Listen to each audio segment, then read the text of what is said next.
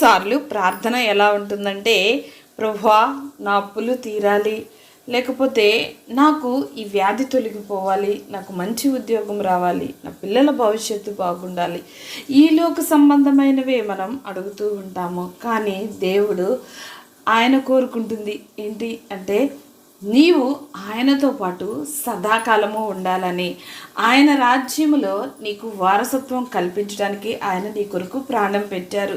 ప్రభు అంటున్నారు, ఈ లోకంలో పక్షులు కొయ్యవు విత్తవు కానీ వాటిని పోషిస్తున్నాను.